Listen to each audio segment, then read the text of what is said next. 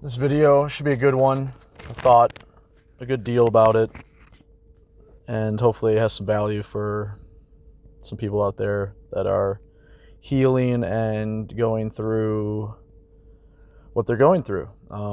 This video is about the brutality of the trauma bond. I think I got a pretty, hopefully not just negative and preachy viewpoint. First it's important to talk about the trauma bond. What is the trauma bond? Of course, it's one of those terms that I underestimated how significant it can be and the implications of a trauma bond. The trauma bond, of course, is often a familiarity. It is a familiarity in an individual from childhood and a certain person that you see. I think by definition it has to manifest that way, where you see a trait in someone from childhood that did not meet your needs, and that is the trauma bond by definition. The unmet needs from childhood and how you find that person later in life and sadly try to rewrite the wrongs, right? You want to rewrite the wrongs. You want to... It's sad that you want to rewrite the wrongs, and you are in love, falling for somebody who is not able to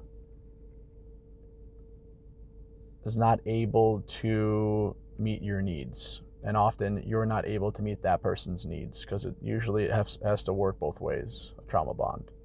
Not always, but I guess into a whole nother can of worms I'm not going to go into. But this is the framing. I think this is what is going to make this video good for those of us that are healing, and I think this is a good message, and a good thought experiment about trauma bonds, right?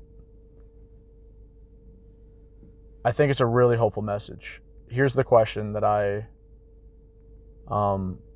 challenge you guys with. If you could change that person,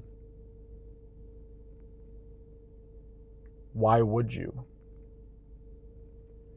Sometimes it's hard to see the forest through the trees, and even me, so far out of the fog, and struggling with who to blame, just kind of like doing all this research, figuring out things, and identifying these mental health disorders, the nuance and the undefinable, the unquantifiable side of that, right? You can go all day with definitions and personality disorders, but when you really get down to it, why do you want to change someone? Is it for you or is it for them? That's the big question, right? Why do you want to change that person? Why are you squeezing a rock for liquid? There's somebody that is, oftenly shut off and emotionally in some way that reminds you of that parental figure or sibling or whatever it is, usually that provider. And if you could right those wrongs, if you could get that person to love you, then you were enough, right? You were enough. Well, you might not be there yet. We're all on our own journey, but I will tell you, you are enough. Like, you're probably more than enough if you don't feel like you're enough. That's the balance of the universe, right? Is the people that are most broken and most in that shame, if it's based in empathy, sympathy, and sensitivity, you're enough. And again, so are you doing it for them, or are you doing it for you? After you've done the healing and you can take a step back. Hey, I'm coming off preachy. I gotta stop. You can... No, I don't want... I need to stop talking like that.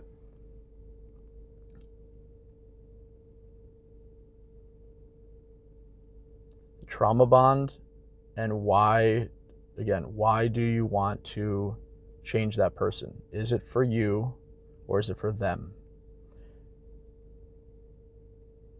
I would argue, or I would assume, that if it is in fact a trauma bond, you're doing it for you. You might think you're doing it for them. But if you think a little harder about that,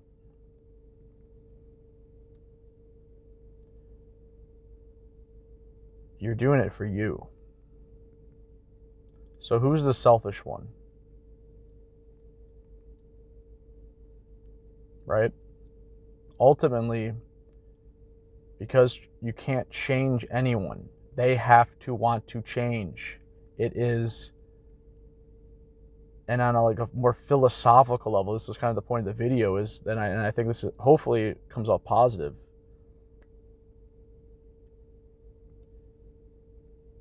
that the person that you're trying to change is on their own journey. In other words, you are playing a part in the toxic dynamic, and I'm really trying to, it's hard for me to express my thought on this. I really have it in my brain. I really am trying to express it the best I can.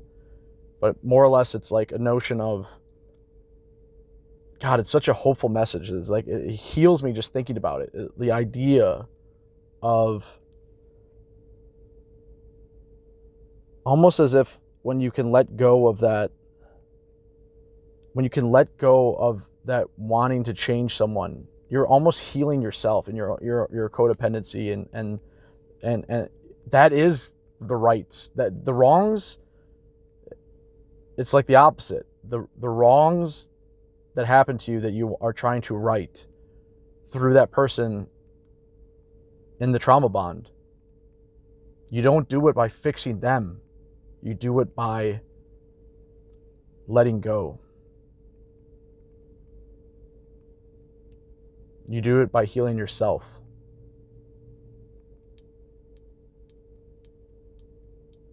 It's the last thing someone thinks about. It's the last thing you're going to think about.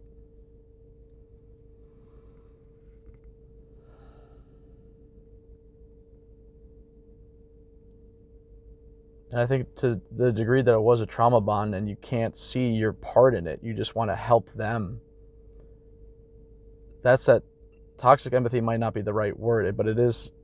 I like that description because it's, what do you call it? Like when something, essentially a statement doesn't make sense, like whatever it's called, because you're talking about empathy is a good thing and toxic is a bad thing. So it's like, but it's almost like, that's why I like that term, because it is so paradoxical. It's like, it is like empathy is a good thing, but it's toxic because it's not toxic empathy towards them. It's toxic towards you. It's toxic empathy. It's toxic towards everybody, but it's toxic empathy in that you are not taking care of yourself and pretending like you're a good person for giving too much of yourself to someone else. Nobody wants that. That's unhealthy for them. That's unhealthy for you, giving too much of yourself away.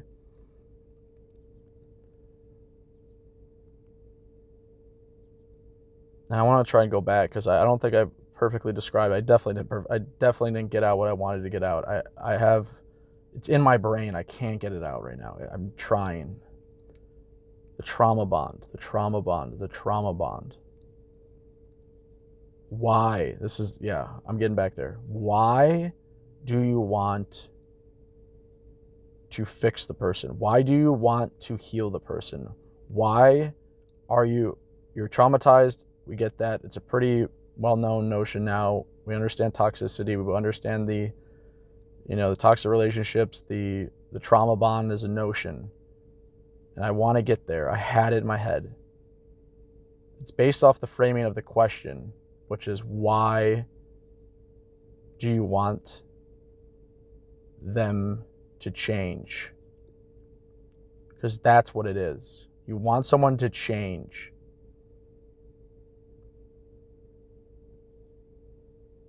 Got it.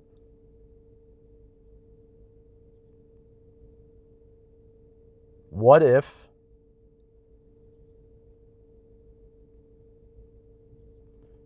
let's say your parents actually changed, what does that look like?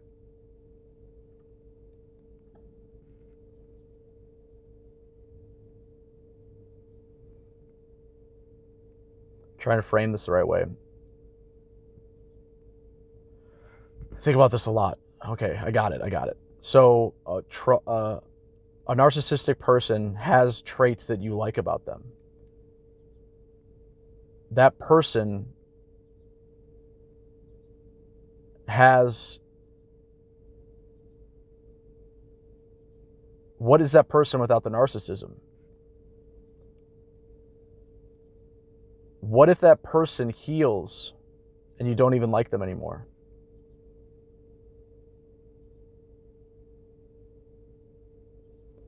God, it's on the tip of my brainstem. I can't get it out.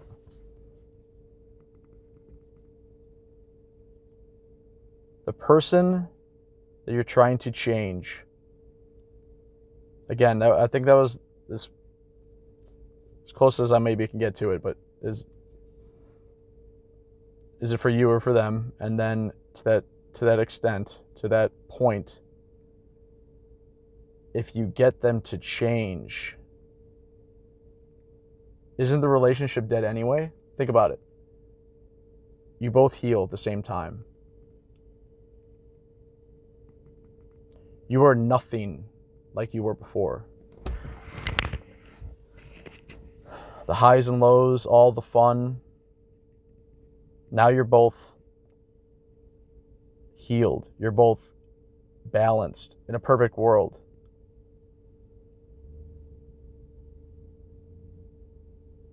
Everything you like about them could be stricken from them. It could be... It's like you never even knew them, right? So why are you trying to change someone if who they're going to be is not who you love? Therefore, why try to change them? It is for you. The whole notion of changing someone is wrong. It's just as it's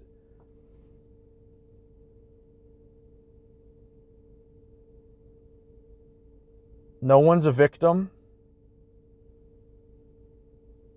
It's a fantasy world. You're playing your part in it. You may be a codependent, but it is a fantasy. It is wrong. It is for you. And often with codependency, that is the smoke and mirrors, is the I'm going to destroy myself for this person and make them responsible for me. And that is abuse to them. That is, it might not be as bad of abuse. It might be abuse that comes from a place of,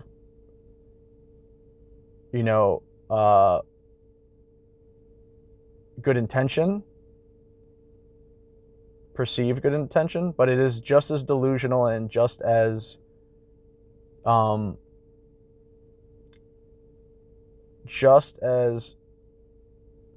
delusional as a narcissist feels towards you. They're grandiose. They're better than everyone. They have all this confidence. They have a great image. They have a delusional outlook and treat people as supply. But the codependent, to the degree that they are trying to help someone, fix them, make them see their ways, make them, help them.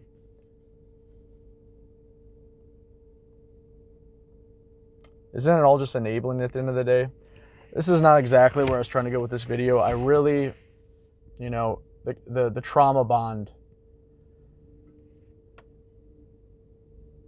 is just a paradox. And I guess that's kind of where I'm trying to go with this video. I might just end it here. I really didn't get out exactly it, but I kind of wanted to frame the trauma bond other than just like, one-sided, and maybe go like a little deeper into it. Like, I hope I kind of expressed in this video, but I really just had an epiphany in there about, and it's hard for me to express it. I can't talk. I need ChatGPT in my brain. I can't get it out. It's so annoying. I had it. but it's more of just like a framing around a really, really hopeful idea. Like, it's so positive. God, I wish I could fucking say it. Like, why are you changing someone? And if they did change, what does that look like? Essentially. And I can't get past that part. Trauma bonding, boom. Then, if you could change them, what does that look like? Boom. And then, what are the implications of that? Boom. And then I really had it, and I can't express it, but whatever. Trauma bond. It's brutal. It's brutal, it's brutal, it's brutal. But that's the video. Hopefully there's some value in it. I feel like I didn't really express it right, but maybe there's some value. I'll post it. Have a good one, guys.